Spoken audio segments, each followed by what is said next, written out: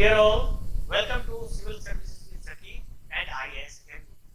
Today we are, as you know, present for answering your question. Ask Zaki Sir. So in this series, you can ask any question regarding the ecology, environment, science and tech and job. So one of our students, Kazan Chauhan, asked a question.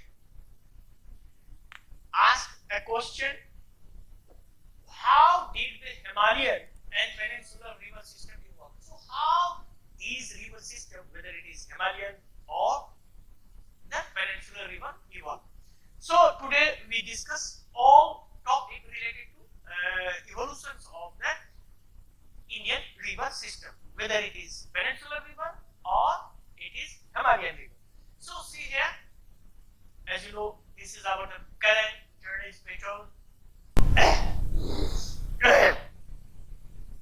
So today we discuss this question asked by Kajal Chauhan. So this question is, how did the Himalayan and Peninsular River evolve? So how this river system, whether it is Himalayan or Peninsular River, evolve? So we discussed several questions regarding this various and analyze various aspects.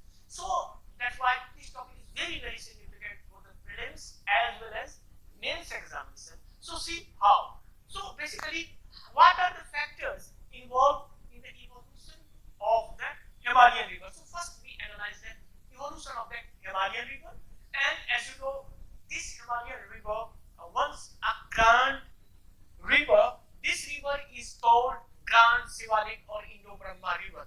So what was the Grand Shiwalik and Indo-Brahma River? Another, what are the factors involved in the evolution of the Peninsular River System? So if we see the Peninsular River System, most of the Peninsular River basically merge with the Bay of Bengal. So why this happened, and what are the factors responsible for the tilting of the Great Indian Peninsula?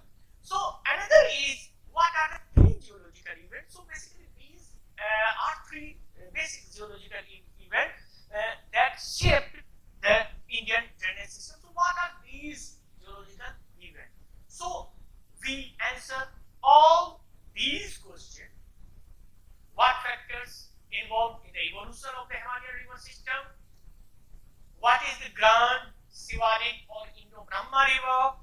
Another is, what are the factors involved in the evolution of the Peninsular River? And another is, what are the three geological events? So these questions are very important to civil services examination. So let's start. So let's start with the context. So what context? So if we see the context, the evolution of the Himalayan and Peninsular River is a fascinating and complex phenomenon. So it is very complex phenomenon and also very fascinating.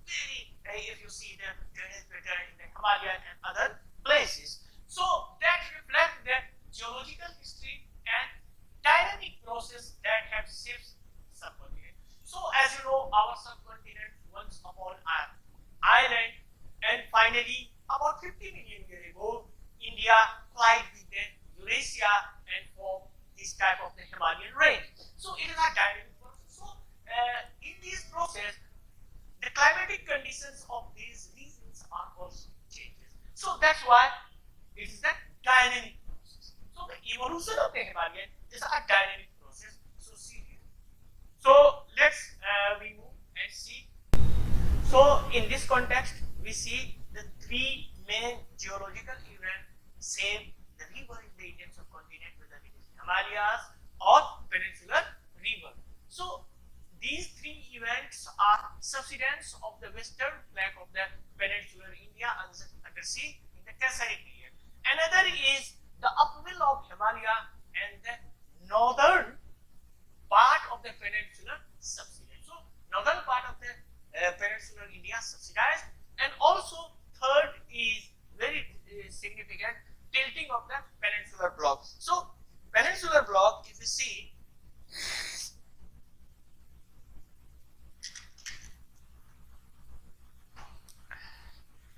here, the peninsular block present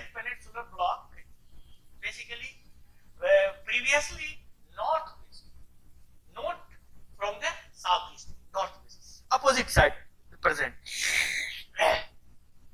So they tilt about southeast direction and lead the flow of the drainage pattern toward the Bay of Bengal. So most of these is tilt towards West Bengal. So see in the next figure.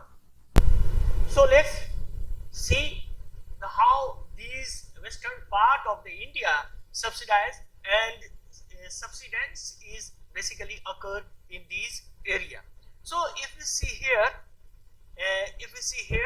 this is the escarpment of the western Ghat. This is this red areas, and as you know, this is the Tapi Rift, this is the Narmada Rift. So see, these area once are basically parts of the mainland.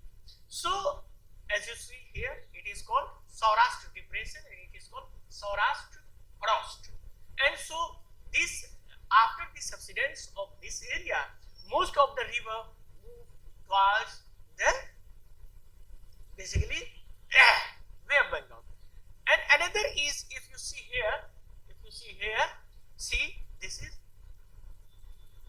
the upwelling of the Himalayas. So the Himalayan land upwell, and as you know, the subsidence of these northern part of the peninsular India, or you can call it central highland.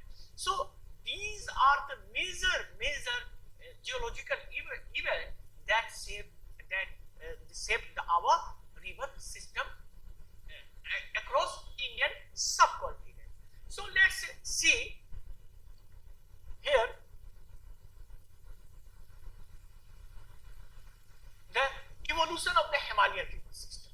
So if we see the evolution of the Himalayan river system, the evolution of Himalayan river system is a complex process shaped by a geological event millions of years. So if we see here, it is shaped by a geological event with millions of years. As we know, about 50 million years ago, the Indian subcontinent, basically at that time, the Indian island or India collided with the Eurasia about 50 million or 55 million years ago.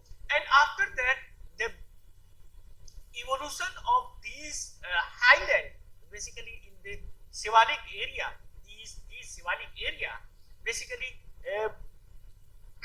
uplifted or emerged.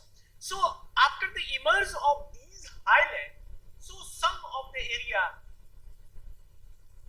consists several rivers, and all these rivers joined in a single river system. And most of the geologists recognize that it is known as the Shiwalik or Indo-Brahma river. So these are basically Shiwalik or Indo-Brahma river. So let's see the Shiwalik or Indo-Brahma river. Shiwalik or Indo-Brahma river. So this is an ancient river, and if you see here, Shiwalik Indo-Brahma river is a significant geological feature in the history of our Indian evolution of Indian river system. So this massive river flowed through the Himalaya during 5 to 20 million years ago. So this is a great. This was a great river. So see here, this is. So it's originated near Assam, and if you see there, and finally it's drained their part in the Gulf of Sin.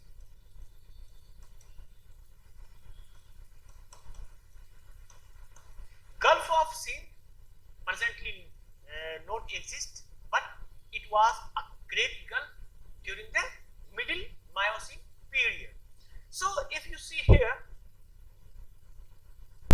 so during the mid-Miocene period, so if you see here, the Indian system, like the Middle Miocene, about 15 to 11 million years ago, our world looked like this.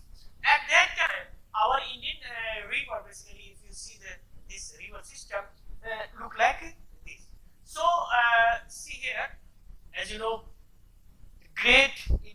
river, basically, if you see here, originated from here and finally drained into the Gulf of Sea. So it is a very, very significant river, which finally, if you see, fragmented into the several Himalayan rivers. Basically, if you see, three Himalayan rivers. So if you see the location, so if we see the location of the river originated from the Assam, and if you see here, it originated from Assam near Naga Nusai Hills, about here. Okay, so if you see this location, and finally then over the time, this river fragmented into three major river system, Himalayan river system. So these three major Himalayan river system is the Indus, Ganges and Brahmaputra. So these three river, basically once upon a time only one river, and it is called Indo-Brahma, Shiwalik Indo-Brahma River. So see here, if you see this picture, so at that time, if you see here,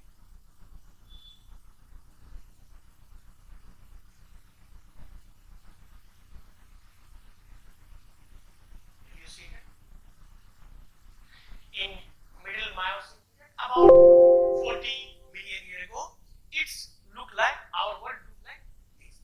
So if you see here, so this river drain here, and it is known as Gulf of Sind. Basically, this Gulf of Sind is a part of ancient Cathay. So it is, as you know, the Cathay. So now we see the Mediterranean Sea. Basically, Mediterranean Sea is the part of the Cathay Sea. So remnant of the Cathay Sea. So this is a great river, and divided and finally fragmented into three Himalayan rivers. So what is the cause of the fragmentation? We also discuss about the cause of the fragmentation. So if we see some of the geological events in the Pleistocene period, such as the Potwar Plateau and some other plateau, and the Delhi Ridge is basically play great role for the fragmentation of this river, basically this great river. So see here, and finally naming the river. So as you know, it's named as Shiwalik or Indo-Brahma River. So basically it is the merge of Indus and Brahmaputra rivers, and if you see, it's also known as Shiwalik. So basically the sediment and the evidence of this river basically found in the Shiwalik area. So that's why it's named. So naming this river is by two geologists, and basically it is very, very significant. Sir E.H. Pascoe and G.E. Pilgrim. So Dr. G.E. Pilgrim and Sir E.H. Pascoe basically named this river as Indo-Brahma River or its Shiwalik River. So if you see here, Indo-Brahma River. So several geological events. If you see that this is Potwar Plateau. So Potwar Plateau is also Delhi Ridge, Potwar Plateau, and several geological events basically fragment this river into basically three major river systems. One river system is called Brahmaputra. Another river system is, as you know, it is the Indus River, and another is Ganga River System. So these three river systems basically originated from this river system. So let's move forward and see this river. So another is glacial influence. Glacial influence is also very significant for the evolution of the Himalayan river.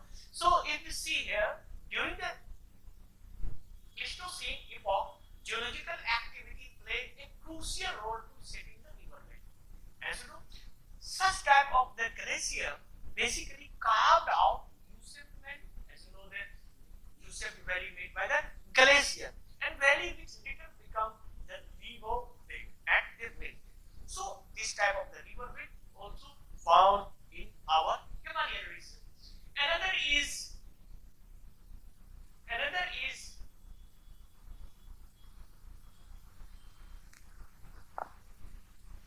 drainage pattern. So if you see that drainage pattern carve their path of the Himalayan river, so it is basically cut the soft rock and creating deep gorges and canyons. The Ganga river, for example, if you see the example of the Ganga river, so evolved from the series of smaller streams and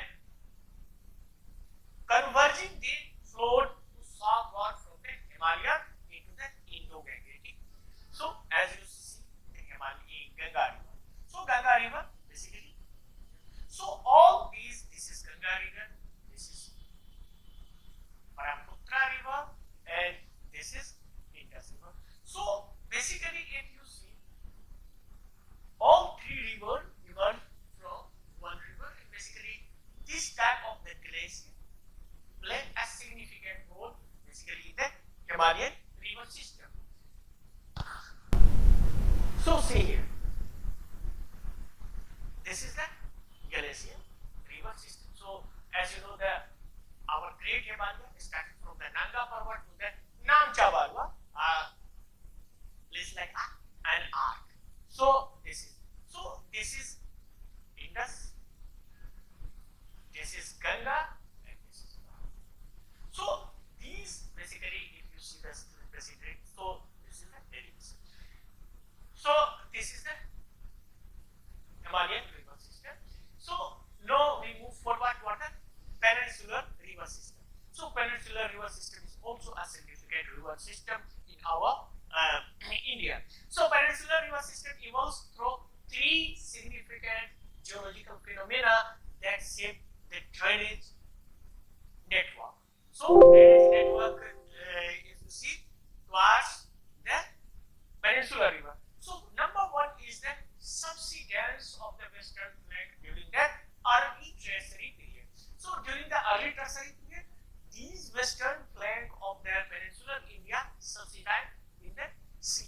So submerged under the seawater and disrupting the systematic river pattern either side and basically original water. So these rivers divert from this side to this side.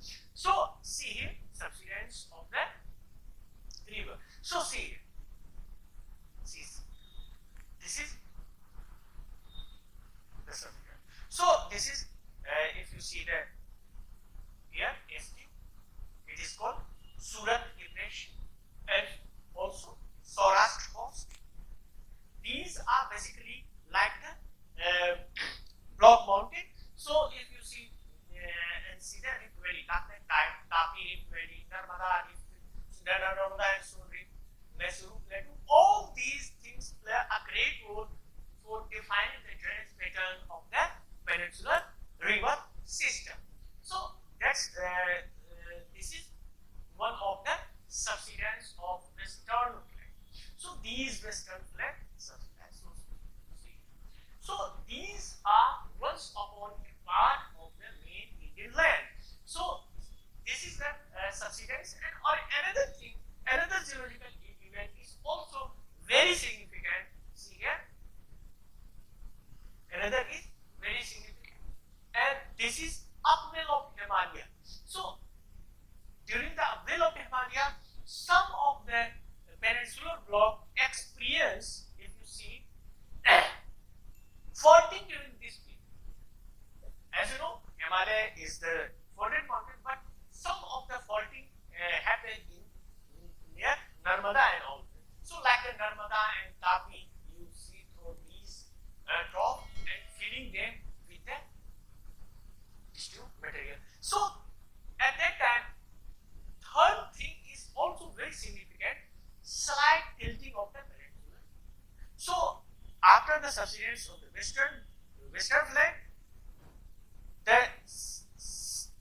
peninsular plateau slightly tilt towards southeast. So if you see, tilt toward southeast. So that's why most of the rivers are draining into the Bay of Bengal rather than the westward. Westward in the Arabian Sea. As you know, most of the river system drain near Bay of Bengal. So see here map. This is. You see, this is. So this is the Tapi Rift, Narmada Rift, and if you see here, Central India tectonic zones, So these are basically Himalayan is most of the folded mountain, but these are the rift valley. So you can see this kind of the subsidence of this western flank tilting towards the Bay of Bengal. These are the major significant geological events which evolved the peninsular drainage pattern of drainage system. So let's see the peninsular river. Regarding peninsular river, if you see that they are generally older than the Himalayan river. So these geological events which happen in the peninsular area is taken very old,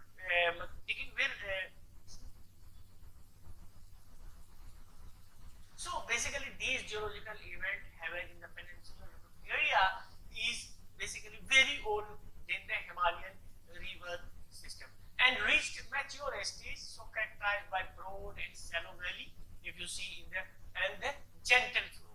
So if you see, it's exhibited fixed course with the little meandering or no meandering you can find in the area because geological formations and lack of seasonal variation in flow compositions in comparison to the Himalayan river. So that's it. So we conclude it, and in conclusion we can say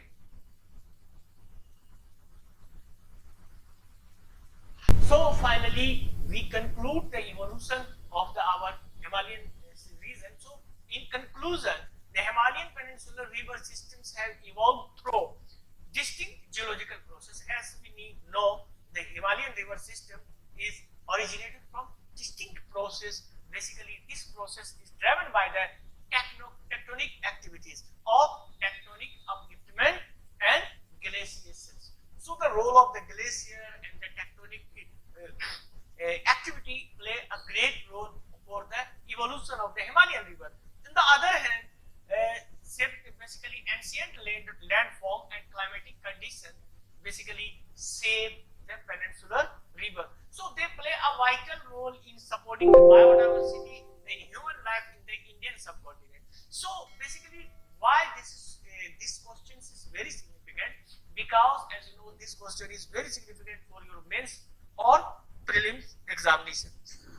Because as you know, these study of the evolution provides insight into their current changes and the future conservation efforts, how we can conserve our conservation effort for the future, and also we how protect our biodiversity. So all these factors are very significant for the river system or Indian drainage system. As you know, some of the river system extinct and some of the river system basically move their course very fastly. So basically, comparison with the peninsular river, Himalayan river are very young, youthful, and basically concerned with very dynamic features. So this is very significant topic for the civil services aspirant. So if you have any question regarding the geography, ecology, environment, and science and technology, then you can write in the comment box. So right now, comment box in the any question.